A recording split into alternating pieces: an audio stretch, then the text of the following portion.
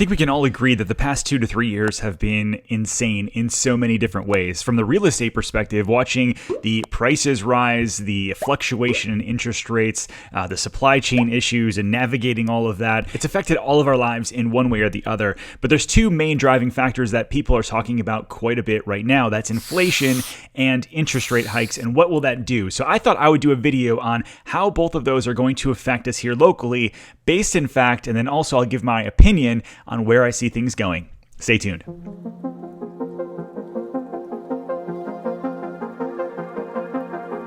All right, so let's start this out talking about two very sexy things, exciting, I'm sure, is inflation and interest rates and how those affect you. Inflation, very simply, the costs of goods and services in your life.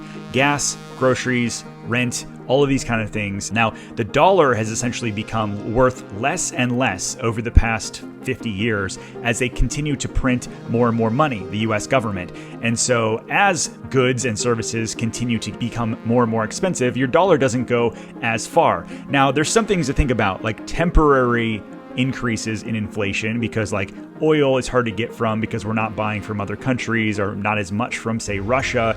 Now, fuel at the pump is more expensive. You've got lumber is more expensive when you're building a house, and so purchasing a house becomes more expensive. All of those things have to do with inflation and things becoming more and more expensive in your life. Now, how does that relate to real estate? Well, you've got interest rates, which is essentially the federal government, the Fed, goes through and says, how much are we going to lend our money out to banks at a certain number? Over the past, 10 years, really post-recession, over the past 15 years, they've kept that number really artificially low, and they've continued to print money, keeping the interest rates low as well, so that we didn't continue to go into recession, that essentially we could break out of the last recession that we were in and hopefully do well. And so the stock market's gone up, everything is kind of done really, really well. Well, you've got everything around you, though, getting to be more and more expensive. Real estate has kind of been, I would consider, almost hyperinflationary over the past 3 or 4 years. And so they have to look around and say, how do we quell some of these inflationary runaway numbers? And they do that by raising interest rates so that they can pump more money back into the economy in different ways. And so what I see happening over the next few years, or definitely this year, is that interest rates will start ticking up. They've already signaled it. Over the next, every quarter, really, there's going to be interest rate hikes, and that's going to make things more expensive on a monthly payment basis as you're looking to purchase real estate. So let's dive in and talk a little bit more about what does that mean for people here in Orlando.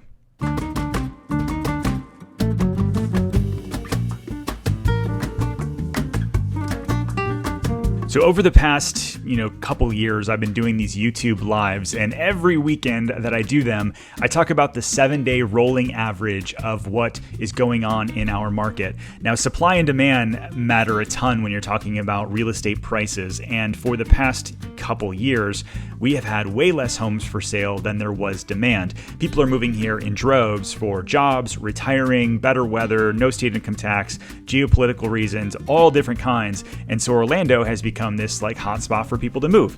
Now, we've been looking at those 7-day rolling trends that I show you guys, and on average, things are running between 900 and 1,200 new listings every week. That's like an average to keep up with our demand. Over the past 6 months, that number's dropped down to 500 homes for sale, meaning that we have half as many new listings coming on the market as we're used to. Redfin had this article that came out, and I was actually interviewed on TV about it, and they were asking me my opinion around why the number of homes selling is falling. And I pointed to what I just told you guys, was that, listen, the number of overall homes for sale has fallen. Of course, the number of sales are going to fall. And so they were trying to picture it as like the real estate market is falling apart. And I'm like, listen, yeah, number of home sales are down 10%, but that's because number of homes for sale in general was down 30 to 40%. So where do we go from here? How does this get solved? And what does this look like if you are looking to buy or maybe even sell a house in the coming year? All All right, so we know interest rates are going up, and so that's going to cause your average monthly payment to go up if you're getting a mortgage. And 80% of people in Orlando typically get a mortgage. And so I think that as interest rates do start to tick up, maybe demand gets pulled out of the market a little bit, because let's face it, people still need to live somewhere. And so many people are doing whatever it takes in order to find somewhere to live. But I think that maybe some demand gets taken out, but also I think that supply will eventually start to tick back up as the supply chain issue kind of gets taken care of.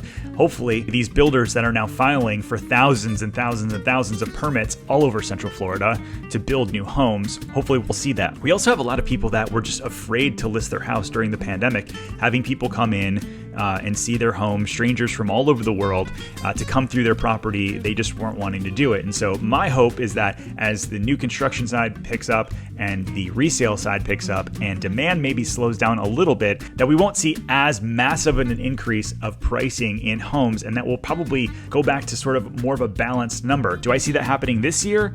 No, I still think that this year we're going to see something like a 10% ballpark number of appreciation, and that next year, hopefully that falls down to like 5 or 6%, which is still above historical averages. So speaking of historical averages, let me kind of give you a little reset of where we're at as it relates to history. So let's talk about 4 numbers as we sort of round out this video that you should sort of think about as you're watching the news, and how does that pair over to reality and what actual facts and history is. Now, first off, the news is typically going to tell you one fear tactic and or another. That's how they get you to click on stuff and keep you watching from wherever you're at in the world. And so if you can base your reality in facts, that's actually going to give you better decision-making opportunities as you move forward while the rest of the world operates in fear. So let's talk about this. Over the past 25, 30 years, I guess 35 years, back in the 80s, interest rates, when inflation was going crazy, were up to like 18, 19% for a home mortgage interest rate. That fell all the way down into the 2s over the past couple years as the Fed tried to keep those interest rates low.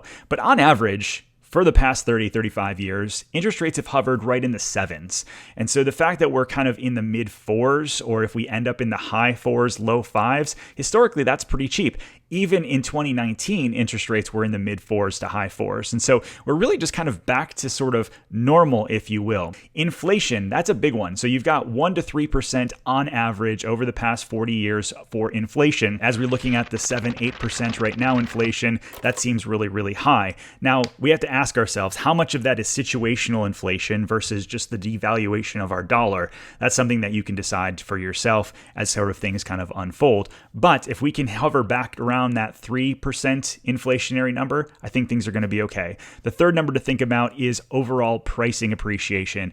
A healthy number is somewhere between that 3 and 5% appreciation in home values, kind of almost in line with the average inflationary numbers.